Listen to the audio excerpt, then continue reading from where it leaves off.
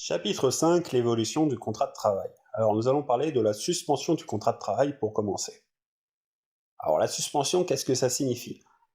Ça signifie que ça cesse temporairement les obligations contractuelles, quand un contrat de travail est suspendu. Maintenant nous allons parler de la maladie. Alors la maladie, qu'est-ce qu'on peut en dire?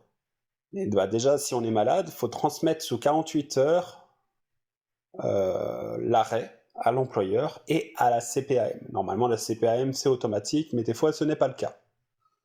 S'il y a une inexécution, donc si ça n'a pas été transmis, il y a une suspension du salaire et c'est également une cause réelle de licenciement.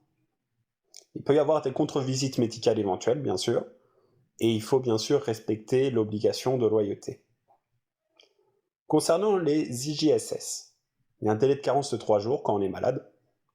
C'est calculé sur les 3 derniers mois travaillés, et il y a une compensation de salaire entre le 8e et le 30e jour à hauteur de 90% du salaire brut, et à 2/3 après les 30 premiers jours.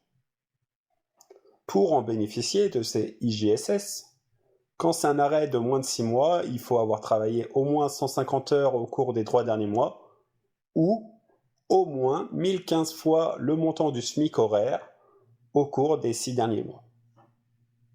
Quand c'est un arrêt de plus de 6 mois, alors déjà il y a une condition en plus, c'est qu'il faut être affilié à la sécurité sociale depuis 12 mois. Il faut avoir travaillé 600 heures au cours des 12 derniers mois, et au moins, ou sinon, au moins 2030 fois le montant du SMIC horaire au cours des 12 derniers mois. Alors la visite du médecin de travail est obligatoire quand il y a une absence d'au moins 30 jours. Une visite après, forcément. Ou pendant. Non, après. Pour la maladie peut être cause de licenciement. Alors, c'est pas possible de rompre le contrat de travail en raison des conséquences de la maladie, forcément, mais c'est possible si on indique qu'il y a eu une perturbation du bon fonctionnement de l'entreprise à cause de la maladie. Alors, l'inaptitude du salarié. Si le salarié est inapte, il y a une indication au reclassement par le médecin du travail avec un avis du CSE. Le reclassement, c'est pas une obligation de résultat, mais une obligation de moyens. Si le reclassement est impossible, le licenciement est justifié. Et s'il n'y a pas eu de reclassement ou de licenciement après un délai d'un mois, le versement du salaire reprend. Concernant le congé maternité, il y a une indemnisation de 16 semaines, soit 6 avant et 10 après, soit 3 avant et 13 après. La durée augmente après 3 enfants ou lorsqu'il y a une naissance multiple. Il faut savoir que le congé minimum, déjà, il est de 8 semaines, donc 2 semaines avant et 6 semaines après. Les IJSS sont maximum de 89,03 € par jour. C'est considéré comme du travail effectif, ce qui est pas mal pour tout ce qui est congé payé et tout. Et il y a une visite médicale de reprise après un congé maternité. Pour en bénéficier, il faut être affilié à la sécurité sociale depuis 10 mois et avoir travaillé au moins 150 heures au cours des 3 derniers mois. Concernant le congé paternité, alors là, c'est 25 jours calendaires en 2 périodes. Il y a 4 jours calendaires consécutifs au congé de naissance qui est de 3 jours ouvrables. Et les 21 jours restants calendaires qui sont décomposés en 2 périodes max, avec un minimum de 5 jours. Donc on peut faire 11 jours et 10 jours. Mais il faut avertir l'employeur 1 mois avant le début. Et concernant la rémunération, l'IJSS est la même que pour la mère.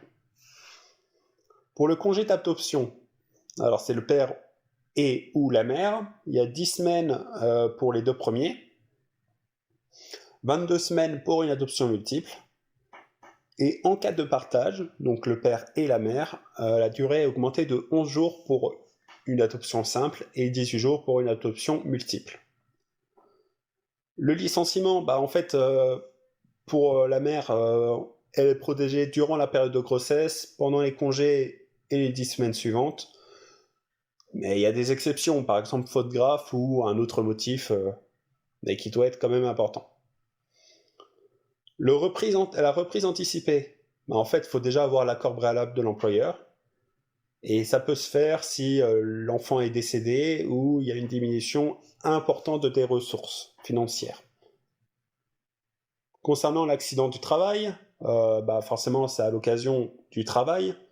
Il faut une incapacité permanente d'un taux au moins égal à 25%.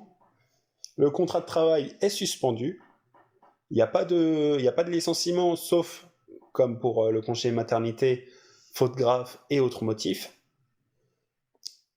Les IGSS, il n'y a pas de délai de carence. Et c'est 60% durant les 28 premiers jours, puis 80%. Et il y a une indemnisation complémentaire dès le premier jour. Concernant la modification de la situation juridique de l'employeur. Alors, le principe de modification, la modification dans la situation juridique de l'employeur, le contrat de travail en cours au jour de la modification subsiste. Les conditions au transfert légal des contrats, bah en fait, lorsqu'il y a un transfert d'une entité économique autonome et lorsqu'il y a une poursuite ou reprise de l'activité. Tous les contrats sont gardés. L'effet du transfert, alors quand voilà, on change d'employeur et tout. Alors, maintien des contrats de travail, il y a la nullité des licenciements, sauf procédure de sauvegarde ou redressement ou liquidation judiciaire. Il y a des usages et des engagements unilatéraux qui sont transférés.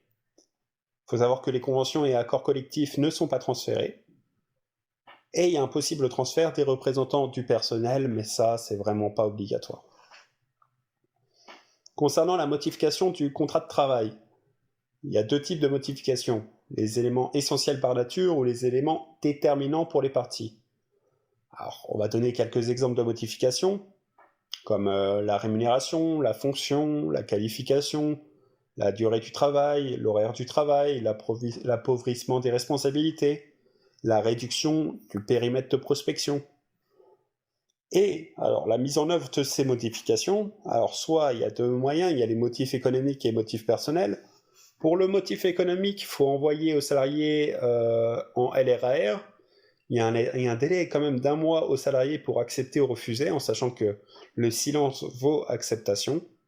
Et en cas de refus, l'employeur peut abandonner son projet ou licencier le salarié. Et pour le motif personnel, ça dispense toutes les procédures qu'on a pu voir juste avant. Il faut juste demander au salarié, et en cas de refus, l'employeur peut abandonner son projet ou licencier le salarié, comme pour le motif économique.